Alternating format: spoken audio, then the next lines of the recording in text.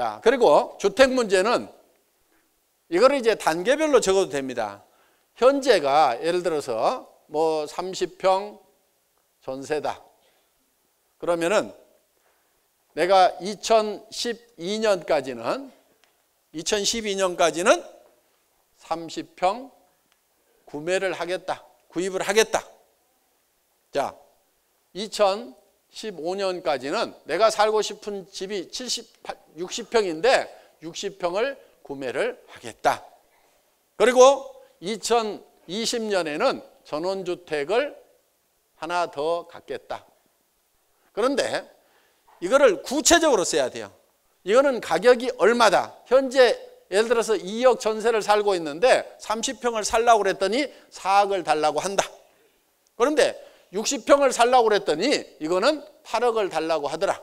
전원주택을 하나 추가로 구매하는데 이거는 5억이 들어간다. 이렇게 해서 총 13억의 돈이 있으면은 내 주택 문제는 나는 만점이 될 수 있다. 이렇게 적으시라 이거예요. 그런데 이거를 적을 때, 자, 첫째는 구체적으로 적어야 돼요.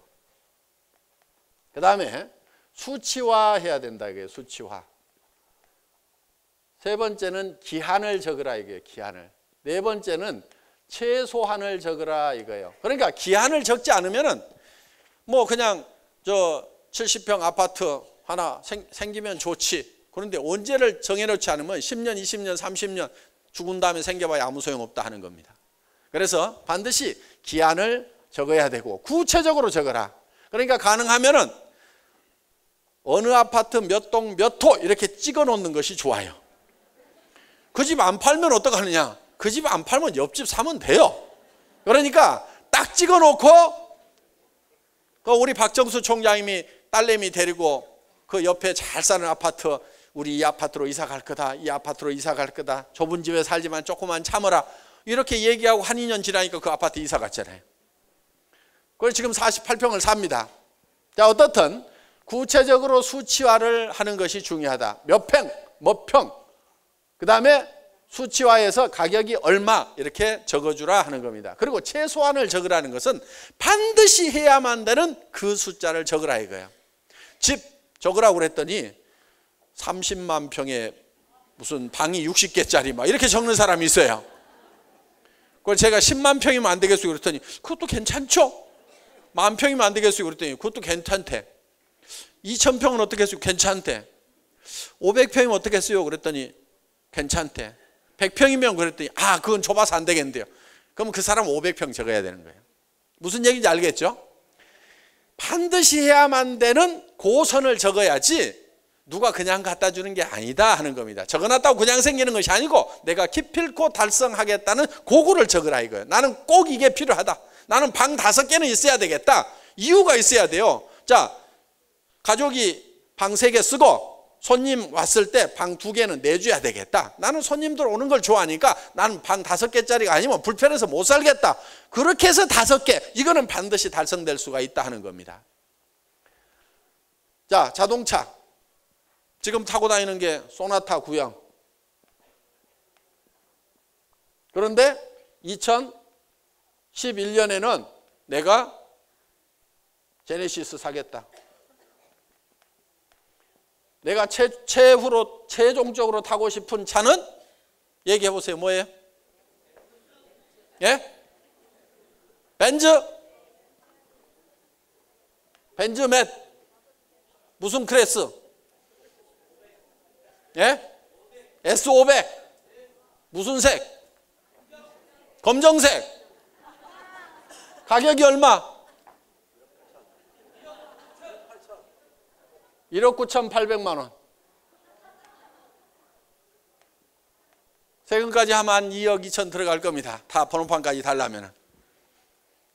자, 이렇게 구체적으로 딱 적어놓으라 이거예요. 이걸 타고 가는 모습이 머릿속에 그려져야 돼요.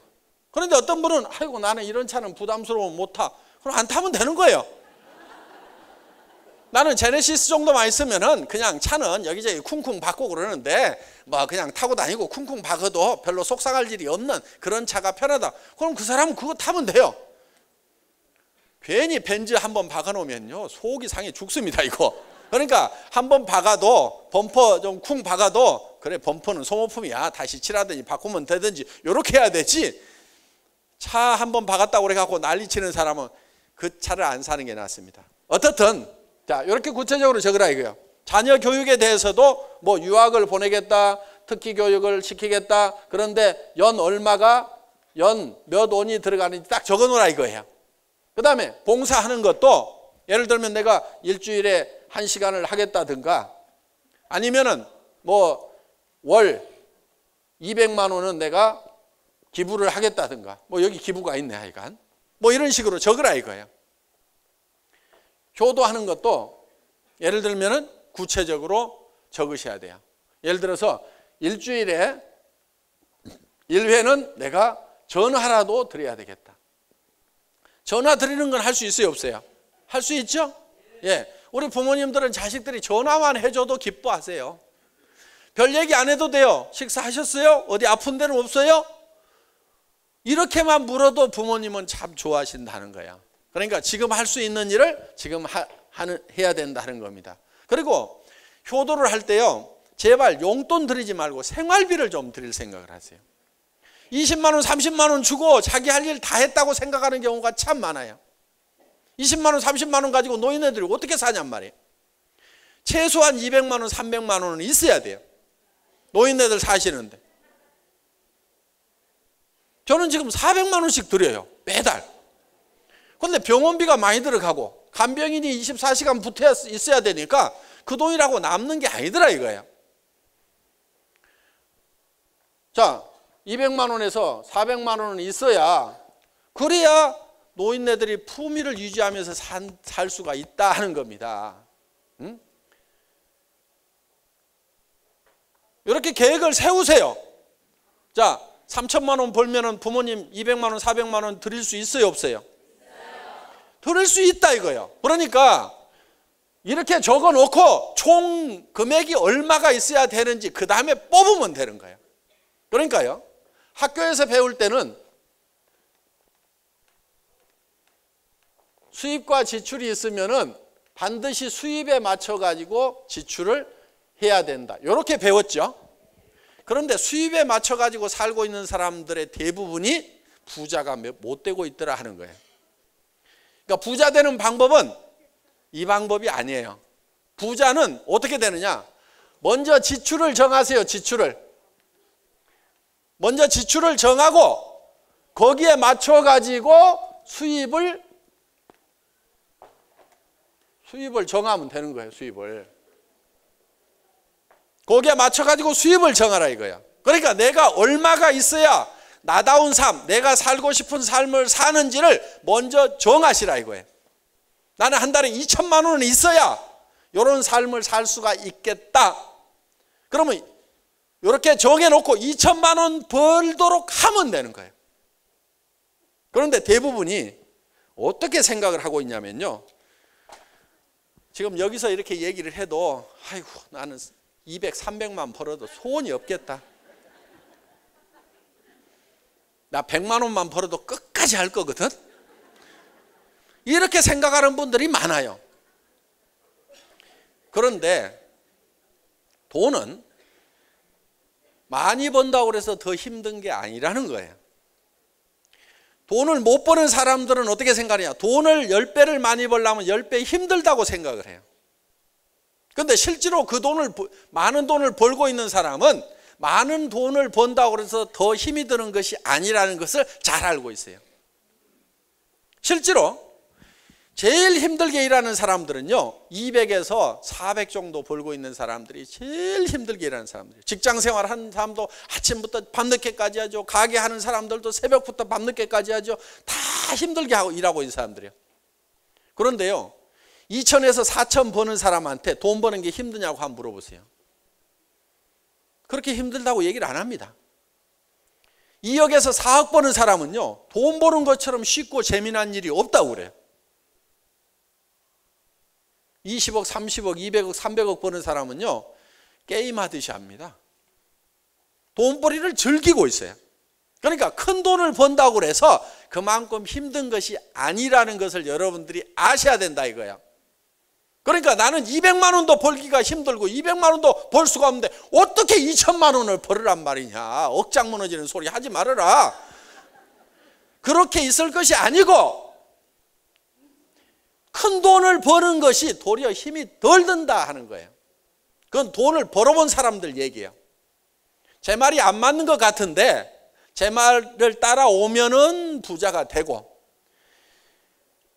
안 맞다고 그래가지고 끝까지 자기 똥꼬지 부리고 있으면 계속 가난뱅이로 사는 거예요.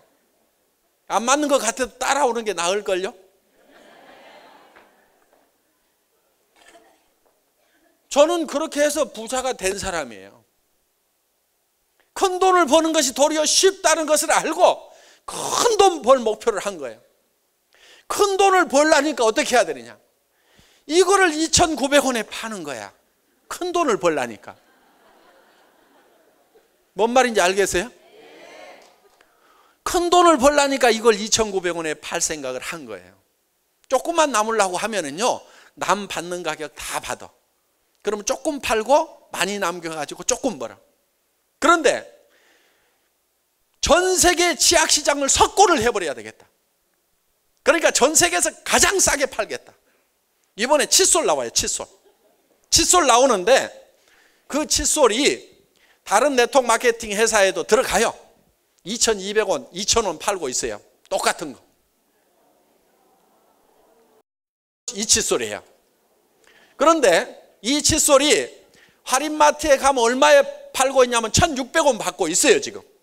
그러니까 이 자리 손잡이가 이렇게 투명하게 돼 있고 이 미세모로 되어 있고 그러면서 이게 순금 99.9%가 들어가 있는 항균성을 가지고 있는 이런 칫솔이에요. 그리고 이 칫솔, 이 손잡이가 투명이라는 것은 원료가 페트로 만들었다는 얘기예요. 페트병이죠. 페트병, 물병.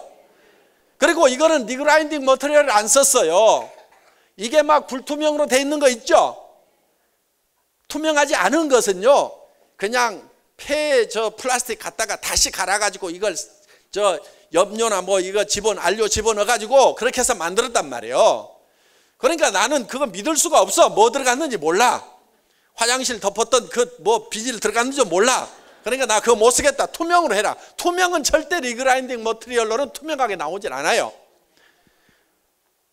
자, 이런 걸로 해가지고 우리가 얼마에 파냐면 990원에 팔아요.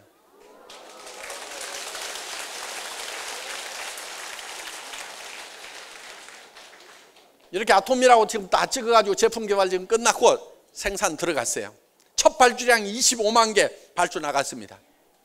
가격을 못 맞추겠다고 낮아빠지는 것을 이 25만 개 값 절반을 선금으로 쏴줄 테니까 이 돈 가지고 가서 자재 사와. 그리고 입고 되자마자 바로 현금 쏴줄 테니까 할 거야 안 할 거야? 한다고 해요 안 한다고 해요?